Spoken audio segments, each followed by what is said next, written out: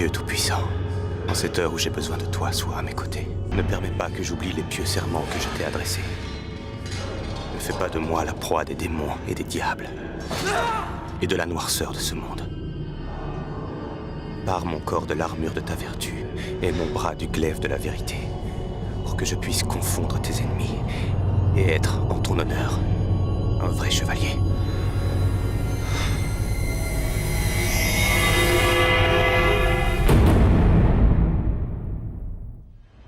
La fin est proche.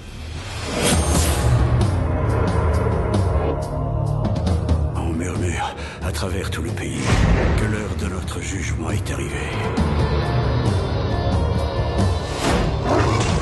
Quelle est cette folie? Une malédiction venue de l'enfer et déclenchée par la sorcière noire. Vous avez été reconnu coupable d'avoir pactisé avec le diable.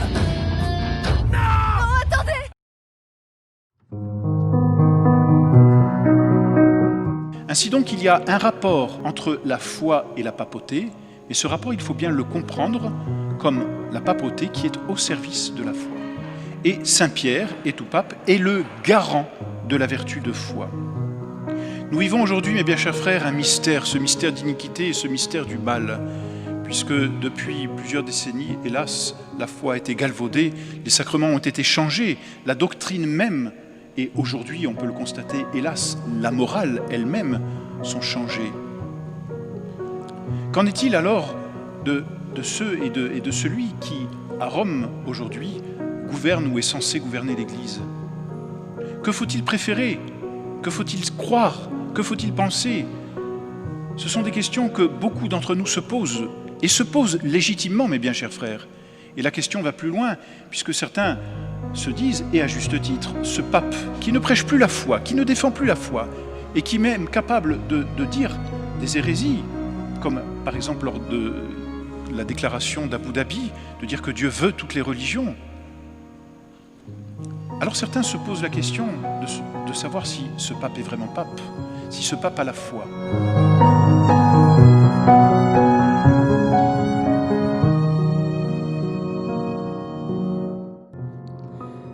E anche io vorrei fare una domanda.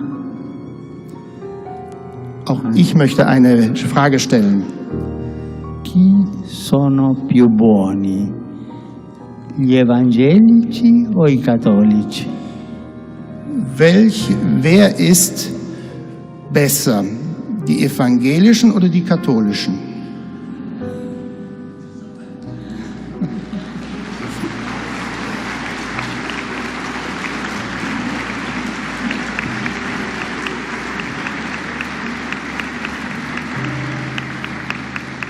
Besser sind alle zusammen. Alle besser sind alle zusammen.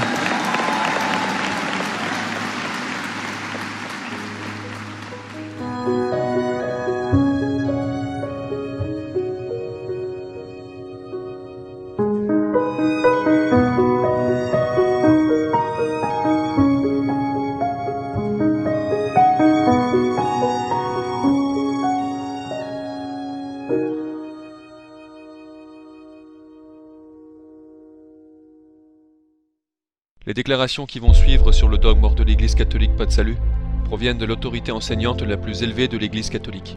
Il s'agit de décrets ex cathedra, c'est-à-dire de décrets prononcés par des papes depuis la chaire de Saint Pierre. Ils constituent donc l'enseignement livré par Jésus-Christ à ses apôtres. De tels enseignements sont inaltérables et font partie du magistère solennel, le magistère extraordinaire de l'Église catholique. Pape Innocent III, 4e concile du Latran. Il y a une seule Église universelle des fidèles, en dehors de laquelle absolument personne n'est sauvé. Pape Boniface VIII, la foi nous oblige instamment à croire et à tenir une seule sainte Église catholique, et en même temps apostolique, et nous la croyons fermement et la confessons simplement, elle hors de laquelle il n'y a pas de salut ni de rémission des péchés. En conséquence, nous déclarons, disons et définissons qu'il est absolument nécessaire au salut, pour toute créature humaine, d'être soumise au pontife romain. Pape Clément V, concile de Vienne, parce qu'il n'y a qu'une seule Église universelle, en dehors de laquelle personne n'est sauvé, et que pour tous il n'y a qu'un seul Seigneur, une seule foi et un seul baptême. Pape Eugène IV, concile de Florence, quiconque veut être sauvé doit avant tout tenir la foi catholique, car si quelqu'un ne la garde pas entière et inviolée, sans nul doute il périra pour l'éternité. La Sainte Église romaine croit fermement, professe et prêche qu'aucun de ceux qui se trouvent en dehors de l'Église catholique, non seulement païens mais encore juifs ou hérétiques et schismatiques, ne peuvent devenir participants à la vie éternelle, mais iront dans le feu éternel, qui a été préparé pour le diable et ses anges, à moins qu'avant la fin de leur vie, il ne lui ait été agrégé. Et que personne ne peut être sauvé, si grande que soient ses aumônes, même s'il verse son sang pour le nom du Christ, s'il n'est pas demeuré dans le sein et dans l'unité de l'Église catholique. Pape Léon X, 5e concile du Latran, une seule Église universelle, hors de laquelle personne n'est sauvé, et pour tous il n'existe qu'un seul Seigneur et une seule foi. Pape Pie IV, concile de Trente, cette vraie foi catholique hors de laquelle personne ne peut être sauvé, que je professe présentement de plein gré et que je tiens sincèrement. Pape Benoît XIV, cette foi de l'Église catholique, sans laquelle nul ne peut être sauvé, et qui de mon plein gré je professe et tiens vraiment. Pape Pie IX, Concile Vatican I, cette vraie foi catholique hors de laquelle personne ne peut être sauvé, que je professe présentement de plein gré et que je tiens sincèrement.